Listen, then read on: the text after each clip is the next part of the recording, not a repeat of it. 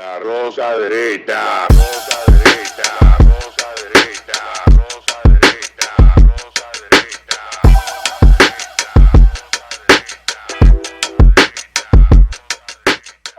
Este programa contiene 3 personajes únicos y vulgares. Sus opiniones son totalmente individuales y ofensivas y debido a su contenido. Y bienvenidos a la Rosca Derecha. Hoy, ya como es que es de costumbre, que Casal está a 3 programas y falta 5. Está en un compromiso. Casal, te quiero. El tiempo que no pude venir, que fueron 8 programas, supliste mi ausencia con mucha gente. Vi algunos de los programas muy buenos. Hoy no estás y vamos a tratar de que tu ausencia se note, porque tú eres insustituible.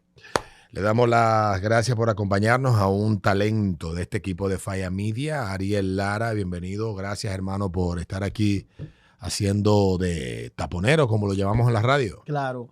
Gracias, Alberto, de verdad, gracias por la oportunidad. Soy una persona que en realidad ha seguido tu carrera y estar aquí para mí es prácticamente una oportunidad. No, las gracias a ti, de verdad, gracias por la consideración y bueno, más que satisfecho de saber que la familia está creciendo y de que hay mucha gente que en este 2025 ha empezado a formar parte de la familia y esto ha ido creciendo. Recuerdo que el primer año que hicimos el compartir de Navidad lo hicimos en un colmado.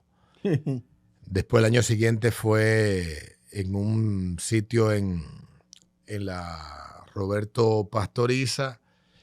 Y el año pasado, pues, no cabíamos donde se hizo. Este año me imagino que será en Sanssouci, por la cantidad de gente que hay, si Dios nos permite llegar hasta diciembre. Llevamos casi por mitad de año. Sí. Mira, antes de irnos con el tema, el plato fuerte de hoy, que es la problemática de Haití, todo lo que ha estado sucediendo, la motivación de la reunión que se dio la semana pasada entre los expresidentes y el presidente actual, Luis Abinader, la señal que eso envía del país que hemos ido trillando en convertirnos en el camino, lo que en perspectiva se ve que está pasando en Haití y lo que algunos analistas contemplan que va a terminar sucediendo.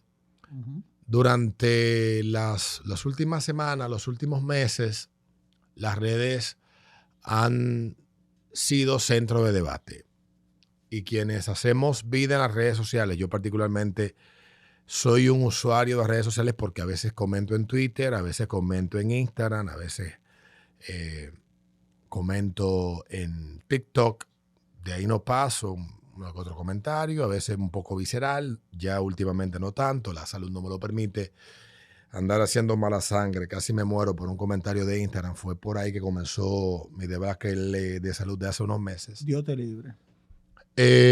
Ciertamente las redes sociales son un instrumento que nos acompañan hoy en día, son una realidad, son parte de la vida. ¿Qué pasó con las redes sociales? Alguien inventó eso, las herramientas de comunicación comenzaron como caja de comentarios en medios de comunicación, como periódicos y páginas de noticias, como foros donde tú entrabas a discutir de un seudónimo. Yo recuerdo que yo formaba parte de un foro de discusión sobre el tema de radio en el año 2002, 2003, 2004, 2005. Y allí yo comentaba sobre la radio en español. Era un foro de Puerto Rico, un foro de radio que tenía una parte en español, una parte en inglés. El español era básicamente gente de Puerto Rico. Allí discutíamos temas de la radio y de vez en cuando aprovechábamos y nos insultábamos, porque toda discusión, no importa de lo que sea, siempre deriva en que uno termine convertido en el primate, en el animal primitivo que reside en uno. Uh-huh.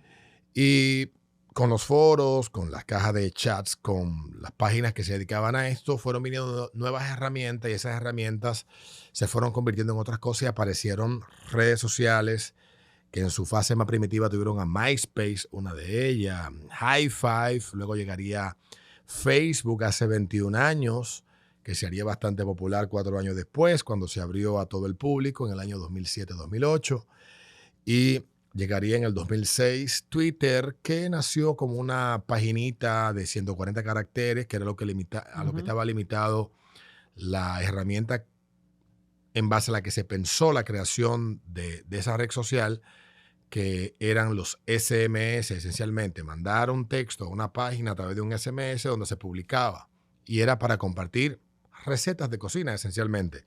Por ahí comenzó, pero luego se convirtió en una herramienta poderosa y sirvió para que la CIA tumbara todos los gobiernos que habían en Medio Oriente con cualquier excusa, pero se vendió a la opinión pública que era el empoderamiento de la gente a través de las redes sociales, que el mundo era otro y que ahora la noticia y la información y la opinión era horizontal y todos éramos iguales. Yo tengo un muy buen amigo que me dijo, en aquel entonces, me dijo, mira, eso está mal, eso no sirve. No es verdad que el poder funciona de esa manera, no es verdad que puede y debe funcionar de esa manera. Al final eso va a ser un problema. Me dijo en el año 2009, un muy buen amigo dedicado al tema de desarrollo web, al tema informático y al estudio de la religión y la filosofía. Un tipo de un pensamiento muy profundo. Me hizo esa reflexión hace 16 años, año 2009-2008 más o menos. Entonces, hemos visto cómo la gente ha llegado a las redes sociales, cómo las redes sociales fueron vendidas a partir de la primavera árabe como el poder en manos de la gente para hacer un contrapeso y un equilibrio del poder político y los poderes fácticos, y se han convertido exactamente en todo lo contrario, en un mare magnum de desinformación, en un mare magnum de odio, de acoso, de destrucción, de persecución, de linchamiento, de cacería de brujas, en una especie de los juicios de Salem, que uno lee mucho por ahí de la historia en Estados Unidos, y de la Santa Inquisición que se vivió en la Edad Media en Europa. Y las redes sociales lo que menos dan esperanza de la especie humana hoy en día. Si bien es cierto, siguen siendo una gran herramienta, hoy vemos cómo el poder político y los poderes fácticos del mundo han entendido que lo que me dijo ese amigo hace 16 años no estaba tan alejado de la realidad, y el tiempo ante mis ojos le ha dado la razón, que las cosas no funcionan necesariamente de esa manera, que el poder horizontal sin orden se convierte en caos, y es lo que de alguna manera se vive con las redes sociales. Y el último capítulo se da con una intervención de una comunicadora en un programa de televisión en la mañana, donde hace unas afirmaciones y un grupo de cuentas en TikTok empiezan a esparcir horizontalmente la afirmación de esta irresponsable que sin ningún tipo de evidencia, diciendo una mentira, y que a los ojos de cualquier gente que tenga dedo de frente dice sin muchísimo esfuerzo, dice, eso es mentira. Pero ¿qué pasa hoy? Nosotros tenemos una proclividad a querer ver destruida, arrodillados, aquellos que para nosotros representan algún tipo de símbolo, simbolizan algo, poder, status quo, etcétera.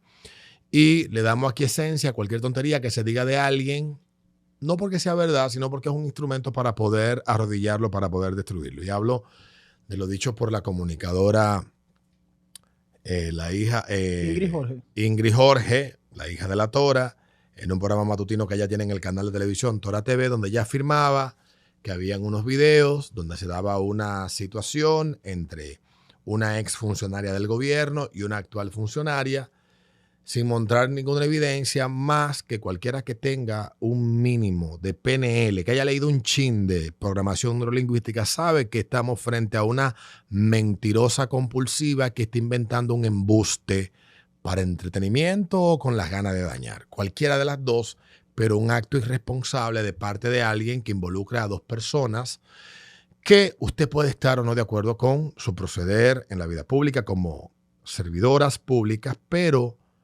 que no le da derecho a tocar o a cruzar esa línea que toca ámbitos de su vida personal, sobre todo porque es una infamia, es una injuria a estas dos personas, porque nadie les conoce ese tipo de proclividades. Son dos mujeres que hacen una vida pública. Milagros Germán es una persona que ha hecho vida pública durante más de 40 años. Nadie tiene que decir, ni nadie puede argumentar que Milagros se ha comportado de manera incorrecta públicamente, igual de la ex senadora, diputada y actual ministra de Interior y Policía, Farideh Raful, con quien uno puede tener diferencias de criterio respecto al manejo de su función pública, pero en términos personales creo que hay poco que decir de Faride porque no conocemos ningún aspecto de su vida personal. Nos interesa porque no es una cuestión que nos importe ni sea asunto de nuestra incumbencia. Esta joven dice esto y un montón de cuentas en redes sociales empiezan a multiplicar lo que ella dice. Los que están replicando lo que ella dice saben que están replicando una mentira. Claro. Hay medios digitales que se hacen eco de la mentira y lo publican como un supuesto, pero saben. La ley aquí no contempla supuesto. Cuando usted publica algo, aún usted diga supuestamente, usted es responsable de lo que publica. Si usted no sabe si es un hecho real comprobable y no tiene pruebas, no lo publique. La suposición no es eximente. Esto no es Puerto Rico, no es Estados Unidos, donde dice supuestamente, creo, entiendo. No. Hay eximentes en otro sentido, pero en algunos en particular no.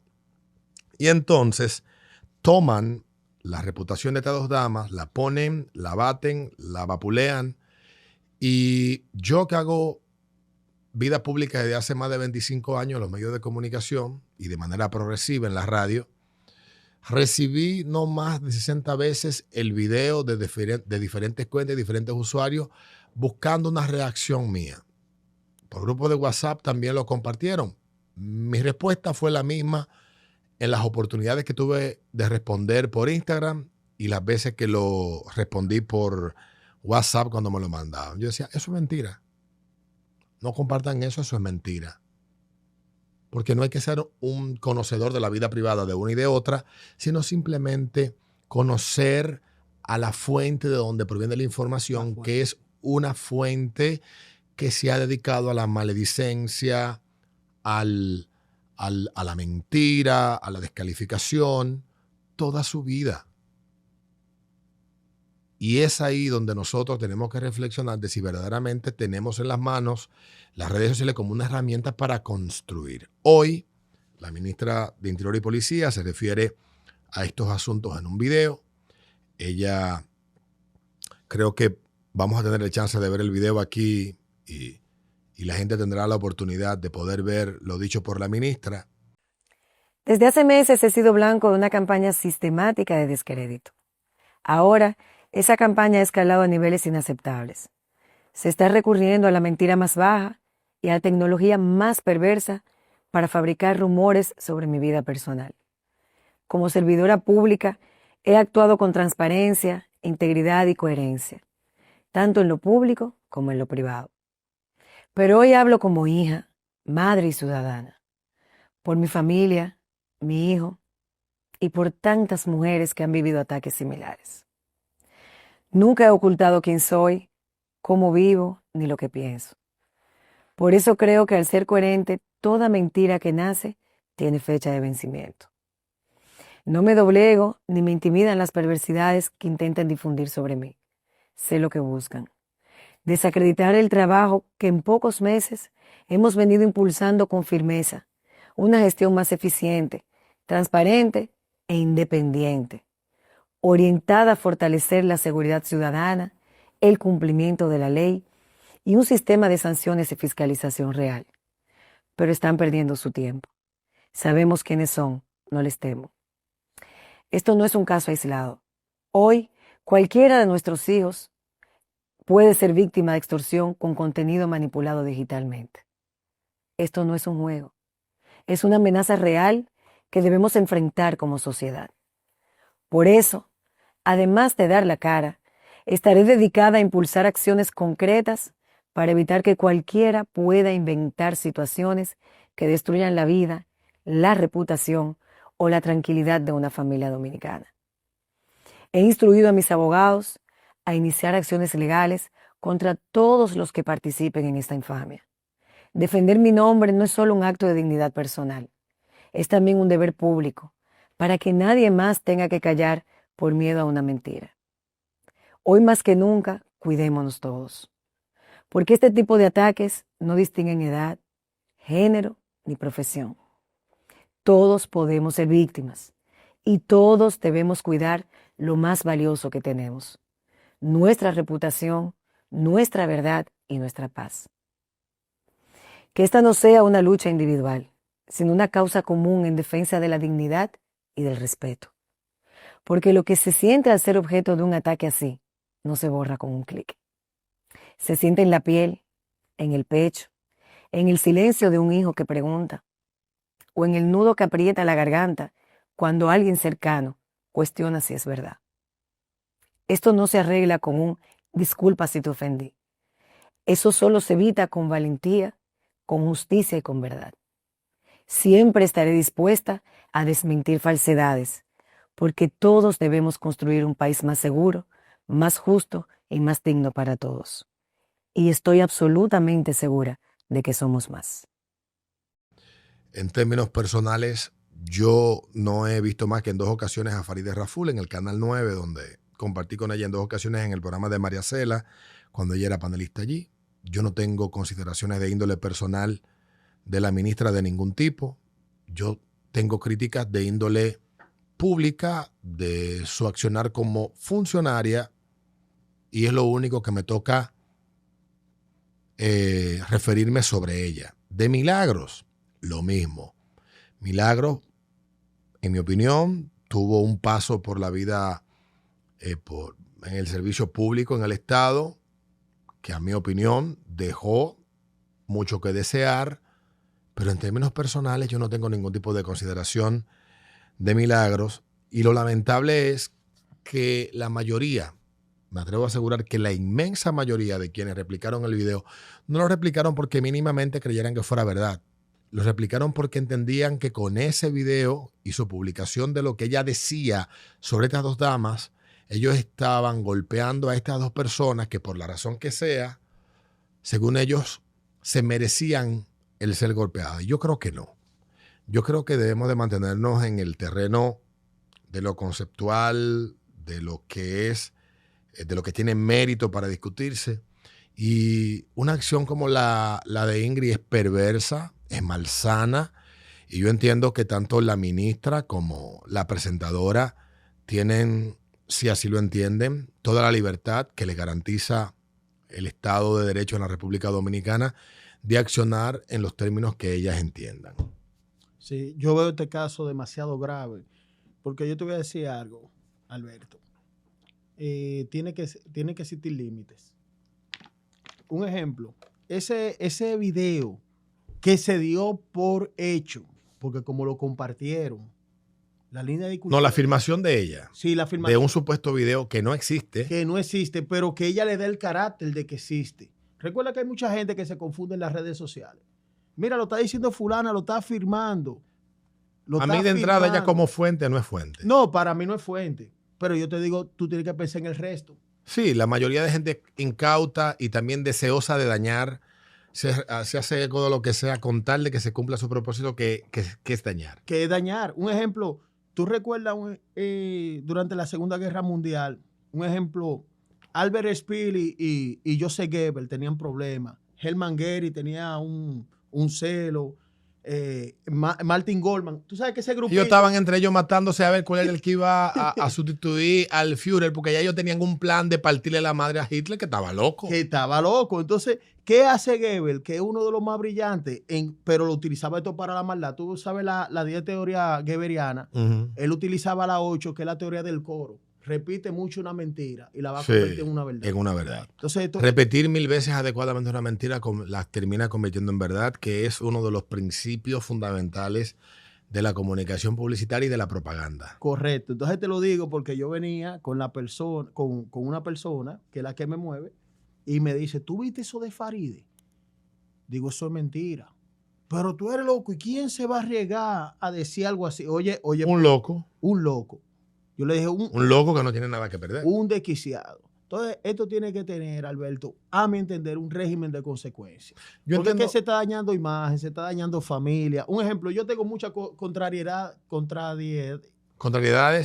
Farideh. Y pero tengo contrariedad en el aspecto institucional. Exactamente. Que yo Esto no es personal. No, pero de ahí yo cruzar esa línea roja. Yo nunca me atrevería. Entonces, a menos que no la crucen primero de aquel lado. Porque recuerda que aquí hay una industria de chantaje también. Totalmente.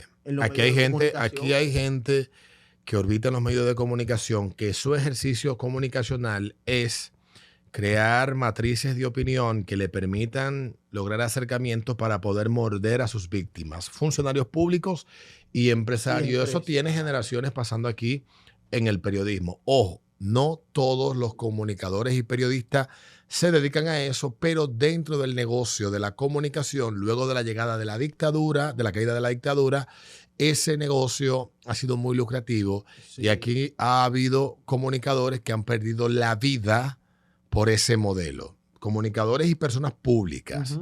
Aquí pasa un caso, no hace tanto tiempo, en un modelo que es muy explotado de pescar funcionarios que tienen vulnerabilidades visibles para llevarlos a pagar por el silencio o la no exposición de esas debilidades que pudieran a ellos generarle problemas en su ejercicio público.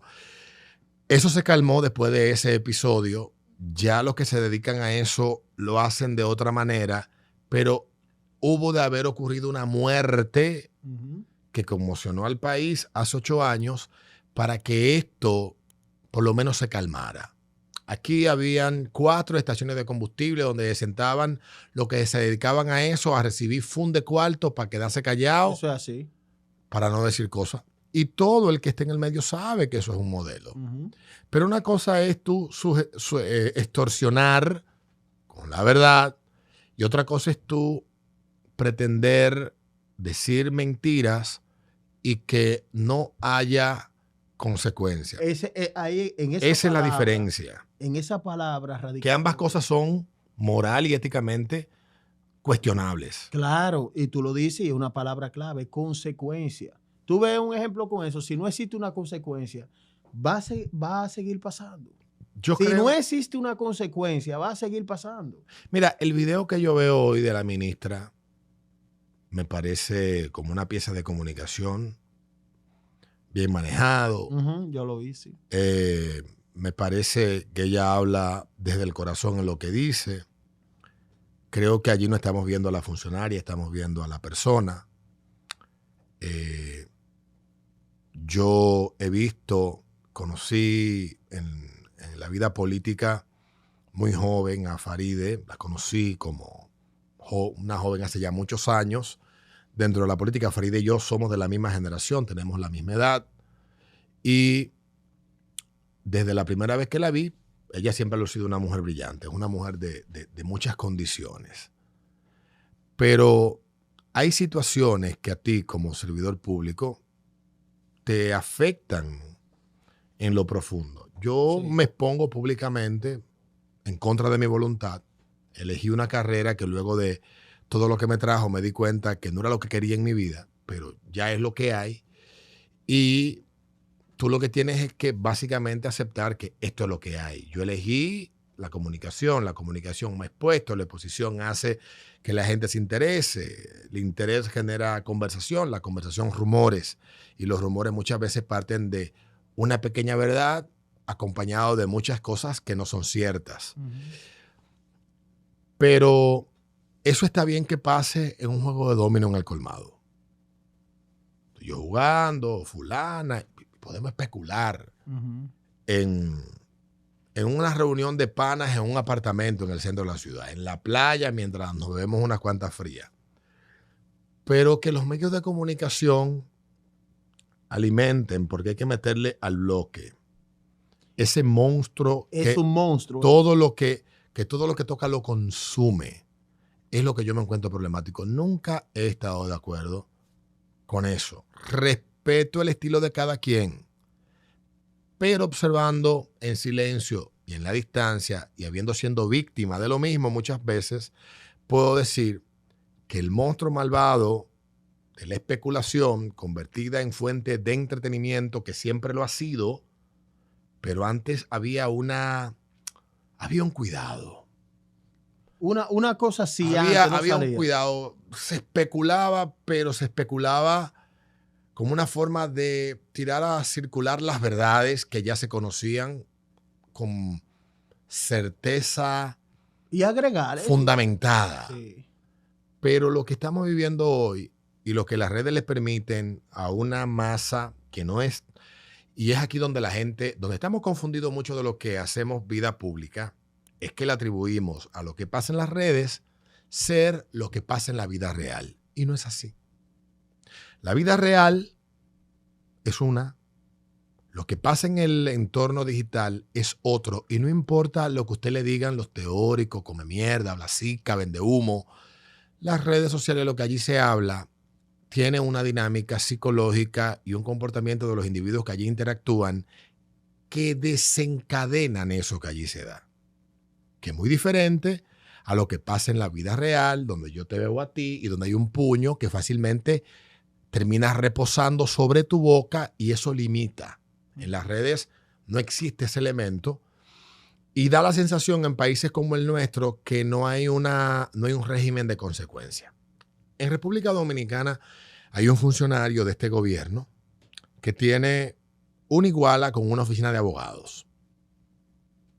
Desde que llegó al poder el PRM y él es servidor público hace 5 años, esta oficina creo que ya ha incautado 3 o 2 propiedades de personas que han cruzado la raya haciendo imputaciones que no pueden sostener en medios digitales, que lleguen a manos de estos abogados, que ellos hacen su querella y lo hacen estructuradamente y súper bien, y van y siguen todo el proceso de ICAT, fiscalía de no sé qué vaina de delitos digitales. Todo el proceso.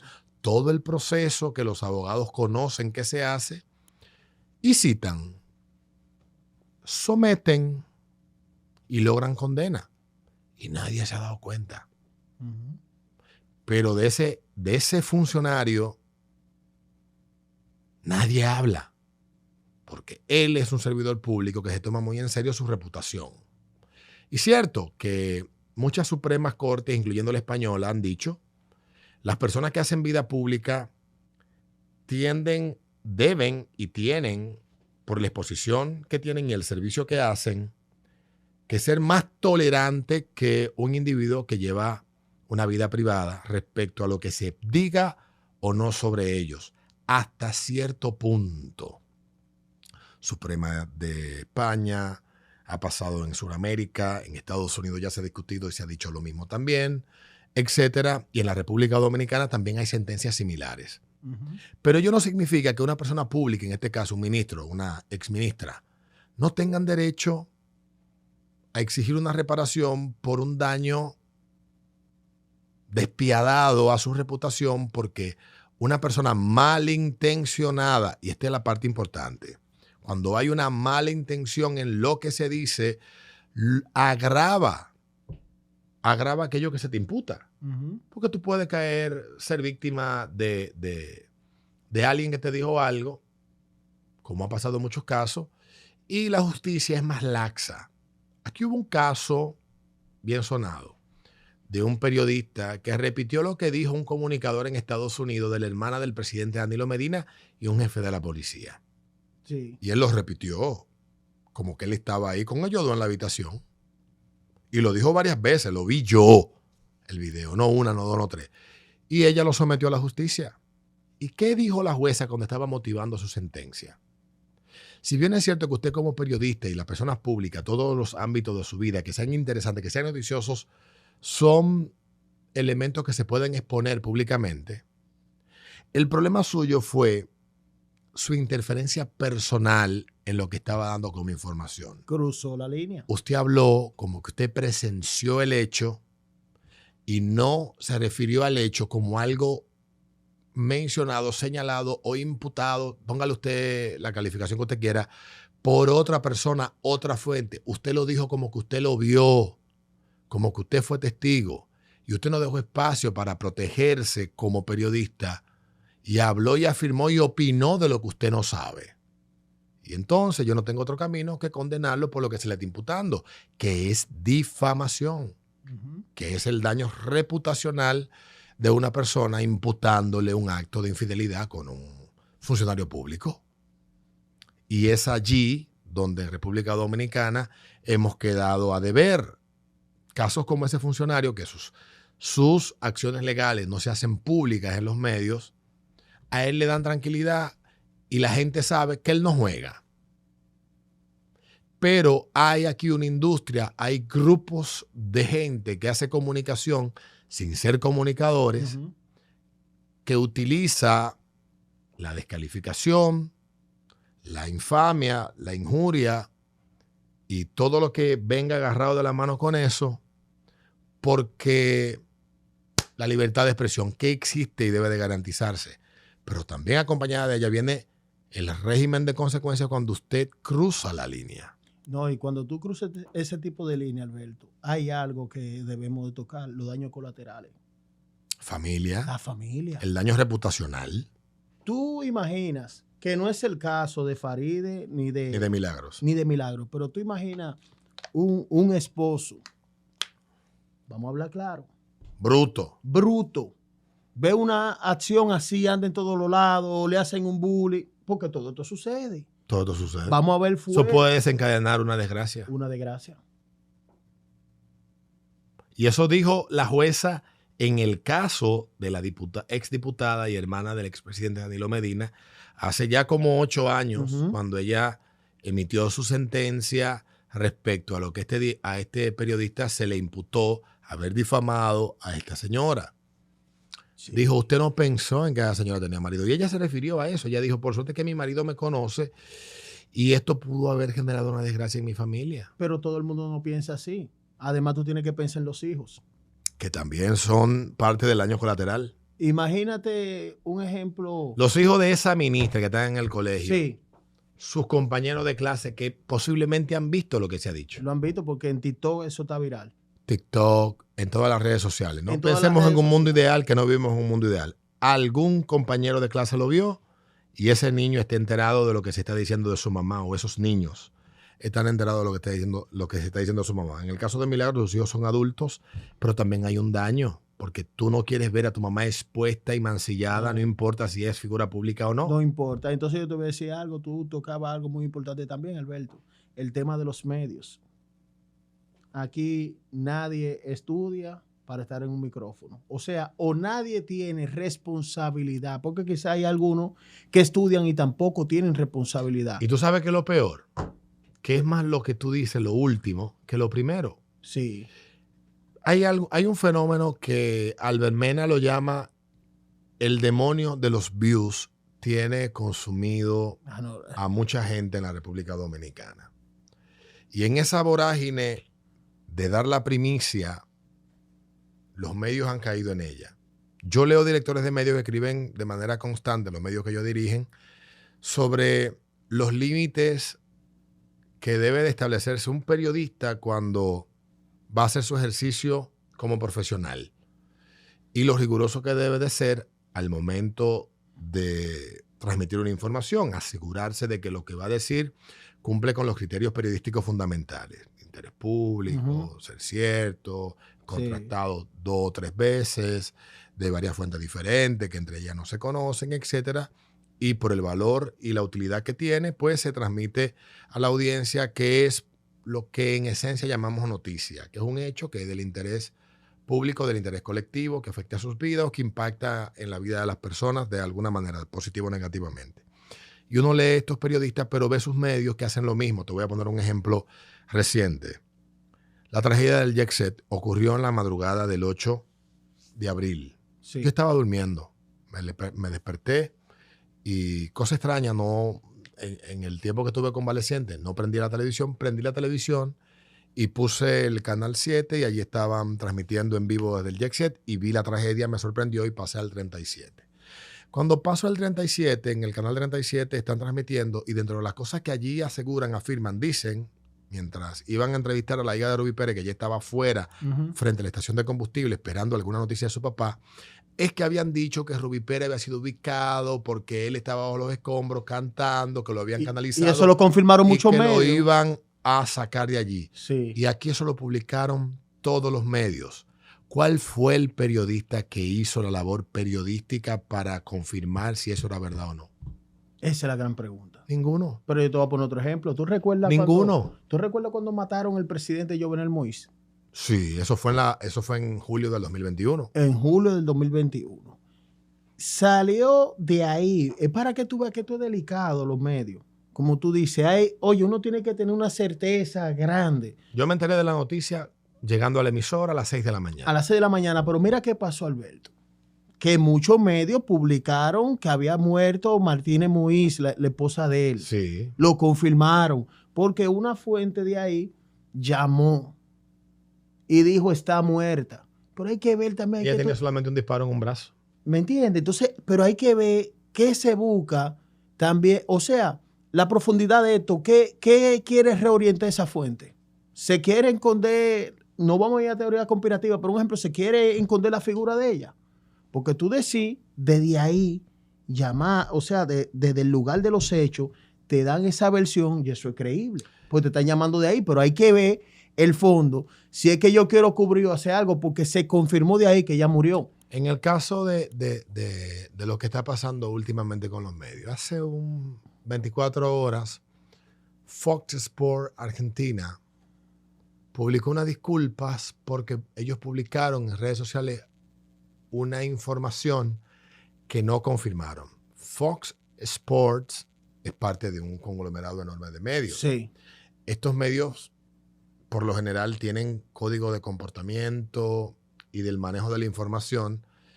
Para que la gente entienda, te dan un manual grande que tú como trabajador en ese medio te lo tienes que leer y aprender de qué sí, qué no puedes hacer cuando tú hablas a través del medio o en nombre del medio. Uh-huh. Y en todos esos manuales, que en algunos casos llaman códigos deontológicos, yo me he leído muchos de ellos, el de ABC News, el de CNN, el de Washington Post. Ya nutrido de ellos. El del New York Times. A lo largo de los años uno lee porque uno quiere saber cuáles son los criterios, lo que fundamenta la ética al momento del manejo de la información de parte de los profesionales que están en una redacción de un medio de comunicación determinado. Todos coinciden en lo mismo, que una información que no sea confirmada es una información que no debe ser servida. Que una información, para poder ser servida, debe de ser confirmada mínimo 3 veces en fuentes diferentes y que no tengan vínculos entre sí. Claro. Pero lo que pasó antes de comunicarse la información. Uh-huh. Y si la fuente que te da la información es una fuente de entero crédito, digamos, en este caso que tú mencionas, quien te da la información es alguien vinculado directamente al presidente que acaba de fallecer y él te confirma que la esposa también y es una fuente creíble, pues no hay que confirmar nada. Es una fuente 100% creíble. Y esos códigos hablan de eso en el manejo de la noticia cuando se va a dar un tipo de información. La necesidad de que lo que se diga sea verdad, incontrovertiblemente cierto. Por lo tanto, lo que pasó con Fox Sports, que tomaron un fake news de una página que publica fake news y su nombre es ese, Fórmula 1 Fakers se llama en Twitter. Ellos tomaron eso que era mentira, lo publicaron como una noticia cierta y generaron una oleada de sentimiento negativo hacia una persona con una mentira. Y eso es problemático y aquí pasa todos los días. Y lo peor es que quienes lo hacen de manera constante son los que tienen profesionales en sus redacciones y los que tienen tal vez el tiempo y las herramientas y los recursos para poder constatar si es cierto o no lo que van a publicar. Entonces, ¿cuál es la reflexión ya finalmente sobre esto? Bueno, la gente va a seguir diciendo mentiras. Tú no quieres que la gente común deje de decir mentiras, la va a seguir diciendo. Ahora, los que manufacturan la información, los que tienen a su cargo servir la información, tienen el compromiso de que lo que sirvan sea incontrovertiblemente cierto. Y tienen un compromiso mayor en la medida en que la nebulosa alrededor de la información se hace más grande. Me explico. En la medida en que la desinformación se hace más horizontal, quienes tienen la capacidad de informar de manera veraz deben de comprometerse cada día más a que lo que sirven como información sea incontrovertiblemente cierto.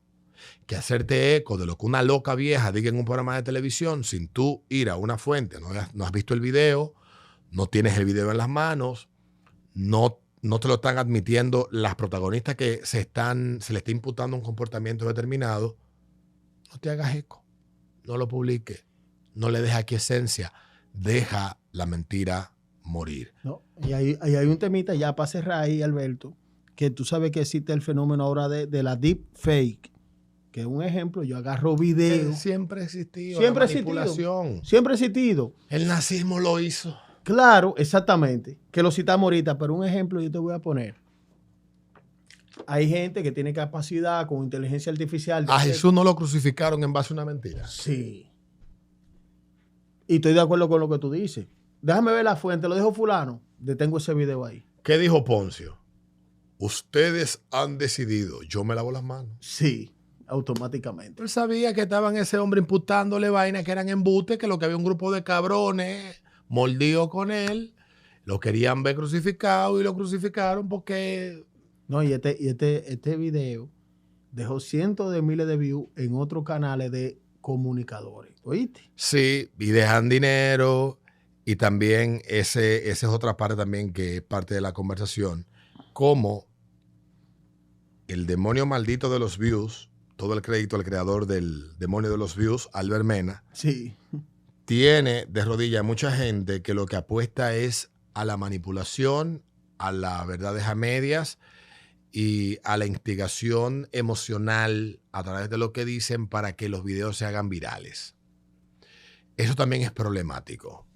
Y aquí lo están haciendo profesionales de la comunicación, sí, gente que no es profesional de la comunicación, y se están llenando los bolsillos con eso, pero ya eso es una discusión para otro día. Lo que puede ser discusión ya para cerrar en el día de hoy es la reunión de la semana pasada que tuvieron los expresidentes de la República Dominicana respecto al tema haitiano. Yo particularmente no tuve ninguna expectativa, no me pareció auspicioso, ni estaba muy deseoso de lo que allí iba a salir, pero sí me dejó una sensación muy grata, muy positiva, el ver la madurez del liderazgo político nacional de reunirse, sentarse 2 o 3 horas, hablar de un tema que preocupa a todos y luego irse y despedirse con un apretón de manos, aunque en el plano de lo ideológico o del interés político particular estén enfrentados, tengan la capacidad de, cuando hay interés común, sentarse a discutirlo. Eso por un lado. Y por el otro, y ahí me gustaría saber tu opinión, qué es lo que pienso, el cómo el tema de Haití se va convirtiendo chin a chin en un problema que se va dejando, que se convierte en una bomba de tiempo y que se autoconsuma, y que en ese autoconsumo, de una forma indirecta, el problema termine cargado de este lado de la isla. En esa parte final me gustaría, no sé, escuchar tu opinión, tu perspectiva respecto a esto, porque sé que tú conoces bastante de este asunto. Sí, mira, Alberto, ese tema de Haití es un tema demasiado profundo, más de lo que la persona entiende. La persona entiende que es una simple frontera que divide en una isla 2 países, y no es así. No es así. Es así, como tú lo dices. Mira, tú ves un ejemplo, Jimmy Cherry y el Barbecue. Él no encabeza una banda. Él encabeza una estructura. El mano derecha de él que mataron el año pasado en City Soleil, que se llamaba Alcris. ¿Tú sabes qué era Alcris? Uno de los mayores matemáticos de la isla. Un tipo brillante, que era que le confesionaba los discursos a Jimmy Cherry y el Barbecue. Oye esto. Que lo han ido convirtiendo en los medios internacionales poco a poco. Me encontré con un reportaje hecho por la cadena pública de televisión de Australia, donde fue una periodista allí a hacer un trabajo, 25 minutos. SBS se llama la cadena, lo pueden buscar. Y han ido convirtiendo poco a poco a Barbecue en una figura enigmática. Creo que hay un proceso de darle ese estatus para que de alguna manera el poder y el control termine derivando en las manos de él. Porque ya he visto el 14º, como 14, 15 reportajes similares en un lapso de 3 meses respecto a Barbecue. ¿Tú recuerdas aquella vez, y vamos a la historia, pero vamos a concentrarlo en Haití, país directo, cuando Lenin era el líder de la Revolución Rusa? ¿Sabes que habían 2 grandes pupilos, que era Trotsky y Stalin? Y Stalin. Trotsky un tipo... Trotsky era un tipo brillante, pero Stalin era un carnicero brillante. Brillante. Entonces, cuando llega... Los dos eran dos carniceros, lo único que uno era un ignorante y el otro era un tipo brillante y bien formado. Pero el otro... Pero dos carniceros al fin iguales. Claro, pero el otro resultó ser un carnicero habilidoso. Pragmático. Trotsky era muy teórico y le gustaba dar mucha bragueta. Mucha bragueta. Entonces, ¿qué pasa? Cuando muere Lenin, para ir resumiendo y llevarlo a barbecue, ¿quién controlaba el partido? Stalin, porque él era el secretario general. Stalin controlaba. Ahí estaba Medvedev, Molotov, ese grupito que lo apoyaba a él. ¿Qué pasa? Trotsky se fue al gobierno. Se pensó, como yo soy brillante, yo soy el heredero natural porque soy el que tiene las herramientas intelectuales para que en mí derive el control y el manejo del poder. Absolutamente. Pero entonces, ¿qué pasa? Que como Stalin era el secretario general, manejaba la agenda. La estructura. Sí, y cuando murió Lenin, entonces le dijo, es como que yo te diga, Alberto, murió el líder de nosotros, pero es pasado mañana que lo van a velar. Tú vas a ir pasado mañana y yo lo voy a velar hoy. Entonces cuando velaron, que le hicieron la honra fúnebre a... Histórico eso. Sí. ¿Quién fue que leyó el panegírico? Fue Stalin. ¿Quién se mostró ya como el líder? Stalin. Cuando muere Jovenel Moïse, que esa foto voy a mandar a la producción, que están ahí, que están de Haití, son confirmadas. ¿Sabe que Barbecue le hizo un panegírico? En lo que Ariel Henry, en lo que Claude Joseph se estaban matando por el poder político, este se estaba brindando como un líder. Y le lee un panegírico. Incluso hay fotos bien bonitas, un Barbecue vestido de blanco. La voy a mandar la foto, que son la confirmación. Entonces estamos ante una persona... Que es parte de la simbología y de la creencia más extendida, está vinculada al color blanco, esa práctica religiosa en Haití. Los que no la conocen, pues estudian un poco de ella. Eso tiene una simbología también y una conexión mágico-religiosa con la mayoría de la colectividad. Sí. Entonces, ¿por qué él lidera? Recuerda que él es un ex policía. Sí. Y esa es una de las partes peligrosas de Barbecue, porque Barbecue tiene actuales contactos en la policía. La UTAC es uno de los grupos especiales de allá y él tiene contacto. Cada vez que van a hacer algún allanamiento, él tiene... ¿Tú no viste en Delma el mes pasado que casi lo agarran a Barbecue, que supuestamente lo hirieron? La noticia falsa de los medios, sí, diciendo que hirieron de gravedad a Barbecue. Y el mismo Barbecue salió en un video, yo estoy aquí, yo estoy bien. Y todas las entrevistas que yo he visto en las zonas donde él se mueve con mucha libertad, con un anillo de protección, claro que no es visible. Sí. Él camina, orienta, dirige, es popular, es querido. Y tiene discurso. Y tiene un discurso bien estructurado. A mí mismo, cuando lo oigo hablar, hasta yo me convenzo de lo que él dice. Un Che Guevara. Un Che Guevara, de verdad. Y la desgracia de Haití, no quiero ser pesimista, nuestra generación no la va a ver resuelta. No, ¿tú sabes lo que él dijo? Él dijo, nosotros tenemos que unirnos. La banda enemiga, mira, el G9, el T-Macá, el T-Bebé Godoy, que son organizaciones criminales de Haití, se han unido en esta coalición que en español es Vivir Juntos. Bin Assam, Vivir Juntos. Y esto es lo que encabeza Barbecue, que controla el 80% de Puerto Príncipe. Lo controla él. O sea, estamos hablando de una organización criminal que tiene drones. ¿Tú no viste cómo fue que liberaron en la cárcel de Haití 3,000 presos? De la cárcel más segura. ¿Cómo lo liberaron? Mataron con drones a los custodias y eso fue fácil. Y liberó 3,000 presos. O sea, estamos hablando de un problema real. Tienen armas automáticas. Tienen conocimiento. Están mejores armados que la policía. Claro, y el entorno de Barbecue son policías. Son ex policías que desertaron. Para estar al lado de él.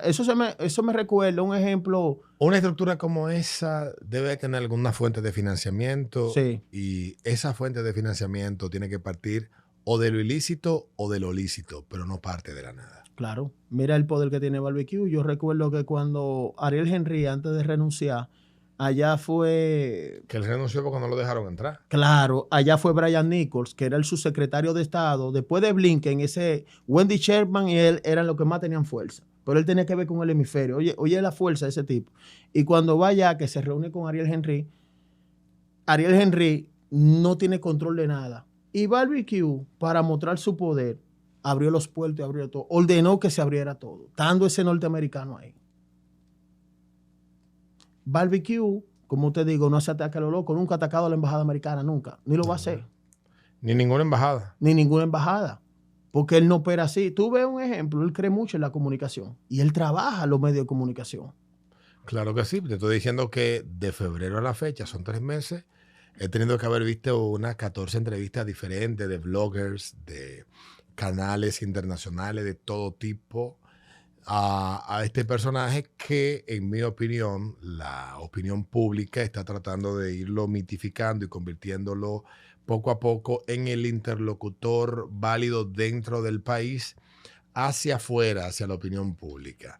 No sé qué tan cerca o lejos esté de que en el imaginario de la gente Barbecue pueda terminar siendo quien encabece el liderazgo en Haití. No sé si es posible. No se puede descartar tampoco. No sé si esto llegue a pasar, pero por la experiencia que uno va desarrollando en los medios de comunicación, uno puede darse cuenta cuando algo es parte de una agenda comunicacional bien estructurada. ¿Tú recuerdas cuando, porque él sabe moverse, tú recuerdas cuando 400 Mauoso, que otra organización criminal, tiene menos fuerza, pero es muy, muy letal, secuestraron 17 misioneros, entre ellos 15 norteamericanos y 2 canadienses, que en ese tiempo era Tony Blinken, que estaban dando $1 millón de dólares por la captura?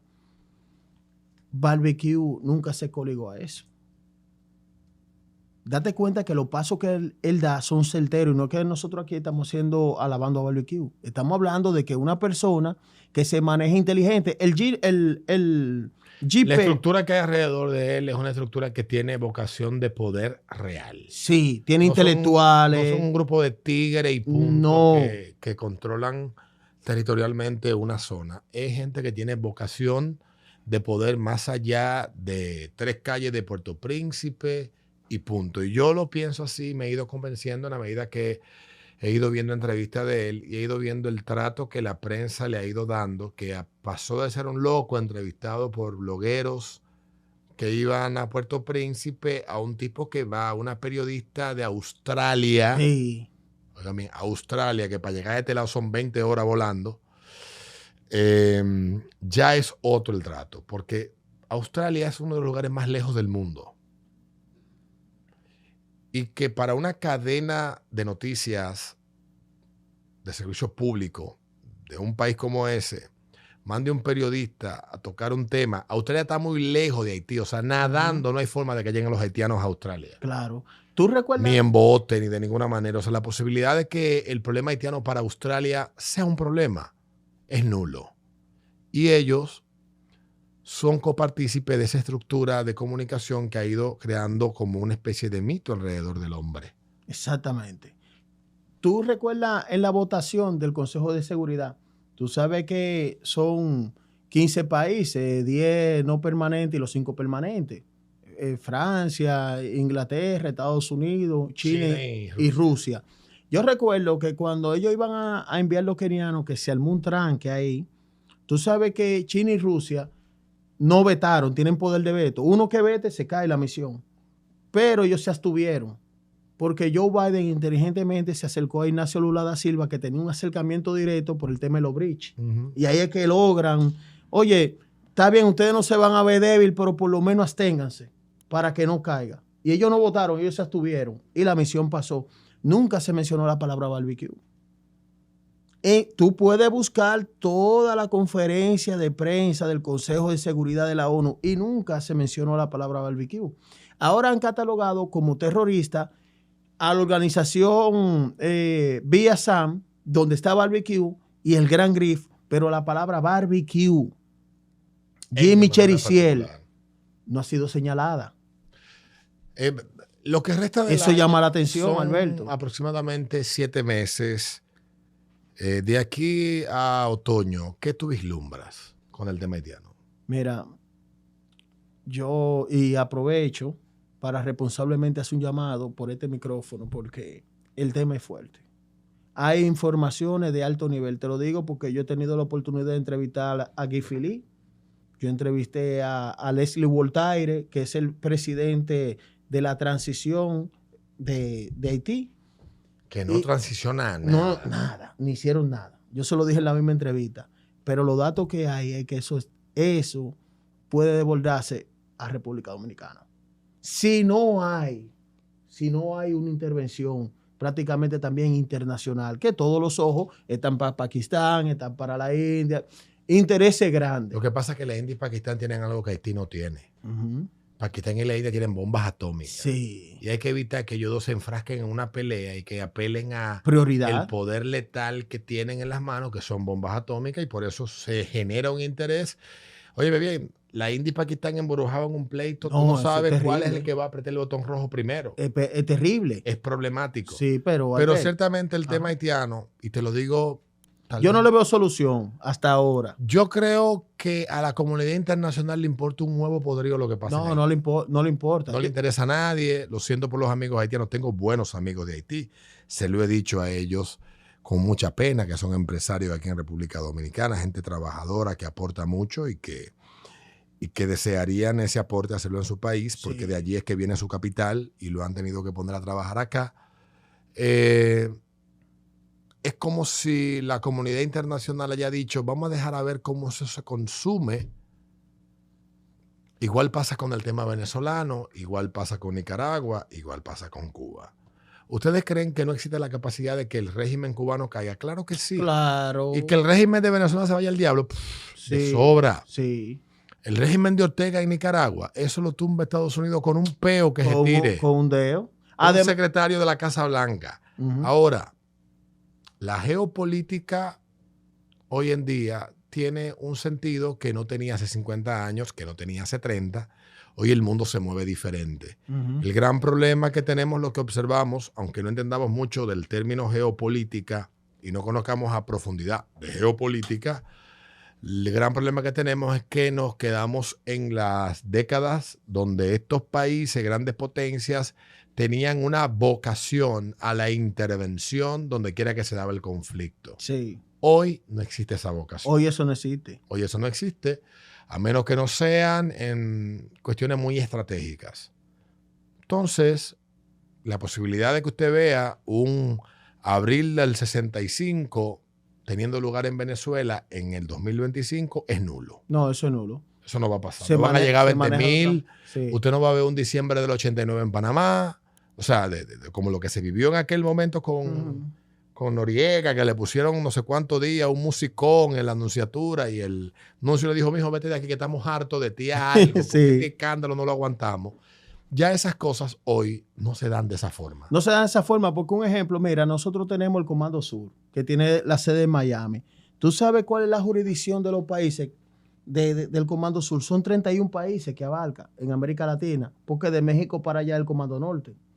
Y tiene, cuando tú ves los kilómetros, tiene 24.900.000 kilómetros. A eso le corresponde el Comando Sur, que dentro de eso está Haití. Está esos países, Venezuela, está Nicaragua, está tú. Y a nadie le importa un coño. Nadie le importa un coño. Entonces, lo que esté estallando en Haití y esa alianza, porque mira otra cosa, yo te voy a decir algo, que por eso es peligroso el personaje. Él ha conglomerado todas las organizaciones criminales alrededor de él.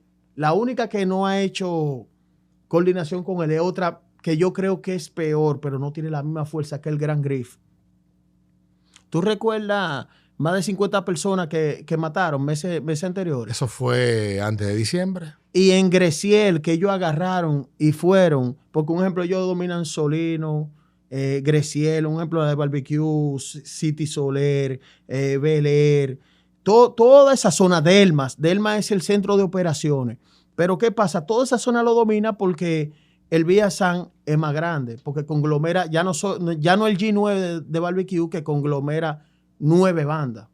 El G9, no. Esto es amplio y esto se amplió porque todas las bandas hicieron un convenio y determinaron que era Barbecue que tenía que encabezar. Porque supuestamente el cerebro, el que piensa.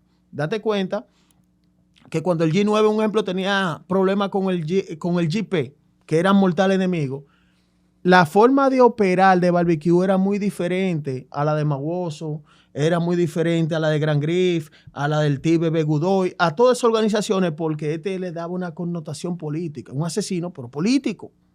Date cuenta. Yo lo veo más como un político. Sí, yo te voy a mandar. Y la proyección que él tiene cada vez que habla con los medios es de alguien que se está concibiendo como quien tendrá en algún momento, por necesidad u obligación, que terminara haciéndose cargo de todo lo que conglomera a la nación haitiana. ¿Por qué él cita a Donald Trump? O a la larga. ¿Por qué él cita a Donald Trump? Él se vende ahora como un Donald Trump. Pero ¿qué está pasando ahí? Lo que yo sí creo es que respecto al problema haitiano, ya para terminar con la rosca derecha del día de hoy, respecto al problema haitiano, hay dos cosas que el dominicano está perdiendo de vista. Primero, la inmensa mayoría de la población haitiana que cruza para este lado es gente que viene por necesidad, buscando sobrevivir, huyendo. Y es gente que, aunque traigan su cultura y sus costumbres, es gente que, y seamos honestos, no da problema. Y en la medida en que esto sea así, pueden haber 60 millones de haitianos de este lado. Y si no disrumpen con la cotidianidad y la forma de vida del dominicano medio, pues el problema será de poca atención. Ahora, ¿cuánto va a durar o cuánto durarán estas bandas criminales en que sus celdas que están en República Dominicana se activen y empiecen a ser elementos de inestabilidad de un lado y del otro? Sí, yo creo que no es mucho de su interés generar inestabilidad de este lado. Pero ¿y si se convierte en fuente de interés? ¿Qué tanto y hasta dónde estamos nosotros penetrados por estas bandas y que puedan convertirse verdaderamente en un problema? Es el gran enigma, es la gran pregunta. Y recuerda que aquí hay varias concentraciones de haitianos. Concentraciones. Sí. Entonces, existe este elemento, Alberto. En un segundo. Barbecue no tiene que venir aquí. Barbecue le pone un WhatsApp, hagan esto y lo van a hacer. Lo van a hacer. Entonces es un peligro. Ese es el gran enigma, la gran pregunta que uno se hace. Yo te voy a decir algo. ¿Tú viste esa visita ya del presidente Abinader a Marco Rubio? Tú sabes que Marco Rubio ha tenido una posición tajante con el tema de Haití. Incluso yo recuerdo que él chocó hasta con Amnistía Internacional cuando era senador y con Joe Biden. No, y él tiene, siendo honesto, ha sido el senador más solidario con la República Dominicana respecto al tema haitiano desde el momento mismo que empezó a ser senador. Claro, entonces recuerda que aquella vez él le dijo a Biden, vean que la República Dominicana no puede tener 3 millones de haitianos porque tiene recursos limitados. Y también le dio Amnistía Internacional. Esa visita del presidente Abinader que no fue anunciada, porque un ejemplo, cuando tú vas a viajar, siempre hacen hasta notas de prensa, va a salir el presidente de fulano de tal. Ven acá, el segundo hombre más poderoso de Estados Unidos. Nadie dijo nada. Se reunieron. ¿Qué tema se tocó ahí? El de Haití, todo el mundo lo sabe. Ahora, yo no te puedo decir a profundidad cosas porque yo estaría especulando y no estamos especulando. Pero lo que sí sé que hay información de cómo está Haití. Mira, tú ves el jefe de la embajada americana en Haití, que es Denny Hawkins. Tú estás hablando de un tipo que era del Pentágono. Estás hablando de un tipo demasiado preparado. Y ese hombre pasa toda la información y han existido ya más de 7 alertas, 4 en Haití, con el personal norteamericano, para que tú veas cómo está eso. Entonces, toda esa situación de las organizaciones criminales, claro que él se la tuvo que decir al presidente. Y esta reunión no fue una simple reunión, aunque nosotros queremos que prospere algo, y estoy de acuerdo contigo, eso demuestra la madurez del liderazgo político. Por fin se reunieron tomando una señal, pero ellos no se reunieron a hablar de cómo tú estás. Eso fue con información de inteligencia y cada quien maneja una inteligencia. Cada quien tiene una fuente en Haití. Cada quien sabe lo que está pasando. Entonces, el tema de Haití en este momento es un tema muy grave. muy, tema grave. muy grave y que puede repercutir en República Dominicana. Repercute significativamente porque vivimos en el mismo patio. Hey. No sé si la gente ha tenido el chance de ir a los barrios donde se viven piezas que son casas grandes que están divididas, los espacios donde tú vives, por paredes de plywood, en algunos casos. Sí. Que si tu vecino se tira un peo, hiede en el lado tuyo. Sí. Eso pasa con Haití, y el tema haitiano es un tema que, por lo que nos hemos ido acomodando y por los temas que nos ocupan la cotidianidad, nosotros nos hemos despreocupado. Los haitianos se están consumiendo en su propia crisis, en su propio infierno, y hay una parte de esa población que, por una cuestión natural, deseo sobrevivir, de supervivencia, muchos miran hacia este lado, otros miran hacia el norte, hacia el mar, otros miran a Turks y Caicos, otros a Bahamas y otros a Cuba, algunos, los más desorientados, porque mira, tú tener a Cuba como referente de salvación es estar muy desinformado. Muy, muy desinformado. No, y en Cuba lo grande del caso es que en Cuba los apresan y los meten en campos de concentración. De una vez, allá no juegan con allá eso no es... Sí. Eso no se sabe porque hay videos grabados por gente de Cuba que va a esos lugares donde ellos los concentran, los apresan y luego los envían otra vez para atrás vía mar a sus países y los ondean cerca de la costa. Y de ahí se filtra la información. Y de ahí se filtra la información, pero ciertamente el problema haitiano tiene que ocuparnos la atención de que ya República Dominicana llegó al límite, estamos al tope de capacidad de recibir, manejar, hacernos cargo, pagar, todo lo que usted quiera sobre el tema. Ya nosotros estamos sobrepasados. Tú sabes algo, que ha habido presencia de organizaciones criminales, de Haití aquí. Cuando yo entrevisté ya en esta parte. Hay muchos de ellos que viven aquí en los restauradores. Claro, mira, yo entrevisté a Paul Arcelín, que fue embajador de Haití en República Dominicana, y él confirmó. Entonces una fuente me escribió, un alto militar, Ariel, hay que confirmar eso. Y tú sabes que después de 3 meses de eso, que él dio eso, que dijo eso y confirmaba, porque un hombre informado. ¿Sabe qué dijo? ¿Qué pasó, Alberto? Que agarraron aquí a Samson Luis, un criminal de criminales vinculado a 400 mauosos en Jimaní. ¿Sabe con qué él andaba? Con un pico y una pala. Él no tiene que entrar con una ametralladora. Exactamente. Y cuando lo agarraron, que yo recuerdo que yo le pregunté al mismo presidente de la República en la semanal, el ejército lo agarró, el CEFRON, lo entregó a la policía de Haití. Cuando en Haití lo reconocieron bien quién era Samson Luis, ¿tú sabes lo que le hicieron? El famoso bacalé, que le prenden una goma. Y de ahí entonces fue que vino el ataque de barbecue, porque él se vio ahí medio asustado. Y esos días fueron muy sangrientos, donde él amenazó, porque aunque no eran de la misma organización criminal, vio el mismo fin. Y eso, sí. y eso lo puso rápido. Bueno, el tema haitiano es bastante amplio. Yo creo que más que verlo como una especie como de leyenda. Sí. Tú sabes que hay gente que termina la historia y el tiempo reivindicándolo. Todo el mérito a quienes advirtieron durante generaciones, durante décadas, el problema, la bomba de tiempo que venía fraguándose en Haití, a la familia Castillo. Yo creo que mucha gente, incluido yo, que nos reíamos y hacíamos chistes de las advertencias que ellos hacían, sí. Hoy tenemos que hacerme a culpa y decir, coño, debimos hacerle caso antes a Pelegrín, a Juárez, a Vinicito, a don Marino Vinicio Castillo, a sí. Vinicito. Lo que pasa es que yo creo que la familia Castillo tiene algo que les juega en contra y la generación más joven no es así. Y de ahí saco a don Pelegrín, que es una dama de caballero. No, Pelegrín. Y los demás también, no los conozco, no lo he tratado. No, yo conozco a Vinicito, pero muy buena persona. Es que son muy histriónicos.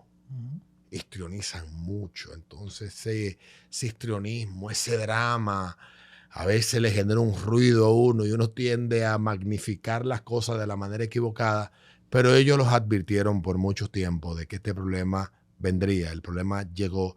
Ahora todos los que se burlaron se meten la lengua entre las nalgas. Yo fui parte de los que me burlé y No, resultaron teniendo razón los bichos. La interesa de reconocer que sí, me burlé, ya lo lamento, porque me parecía una exageración, pero ciertamente creo que ya reconociendo que nos equivocamos es para que en el momento que estamos tomemos en serio todo lo que veamos y prestemos atención de si las iniciativas tomadas desde el poder político en el país son realmente con el propósito de evitar problemas mayores o son meramente medidas cosméticas para tranquilizar a una parte de la población que el tema le va intranquilizando en la medida en que empiezan a haber manifestaciones en sus entornos que le preocupan. Y creo que eso es lo que de aquí en adelante debemos de ocuparnos, reconocer, sí, nos equivocamos, ya está bien, no nos vamos a durar 10 años dándonos con un látigo por la espalda, sí que vamos a ser diferentes de aquí en adelante. Y qué tanto los que tienen el poder real de evitar que la desgracia se extienda y se haga peor en Haití, se extienda a otras latitudes que nada más no es República Dominicana, ténganlo claro, lo puedan hacer. Yo creo que eso es lo que toca. Mientras tanto, yo soy de los que piensa que el tema de Haití es un tema que mi generación no lo va a haber resuelto, que el problema haitiano con la connotación que tiene ahora comenzó hace 34 años, en el año 1991, con la llegada de Aristide al poder electo y luego se le dio un golpe de Estado y a volar el cabrón. Luego vino una presidencia, ¿cómo se llama ese presidente que fue en el 96 al 2000? Preval, gobernó. Preval.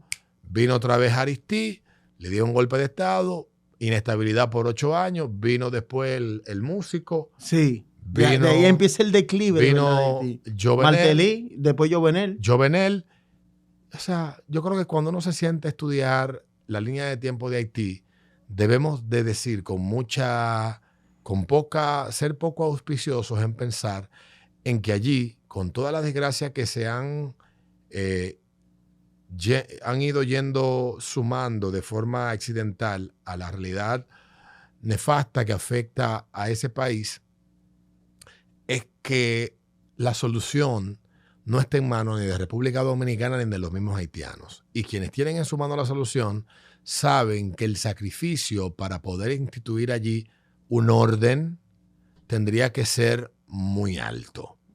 Y creo que lo que están apostando es al que se consuma ese fuego en sí mismo y que de las cenizas pueda surgir alguna cosa. Sí. Es lo que yo creo. Nos vemos en una próxima Rosca Derecha. Las gracias a ti, hermano. De verdad que Ariel Lara también está aquí con nosotros en Falla Media. Y gracias, hermano, por estos minutos. Mi respeto, de verdad. Las gracias a ti. Siempre he seguido tu carrera y me siento contento con lo que hicimos. Gracias, hermano. Nos vemos en una próxima Rosca Derecha.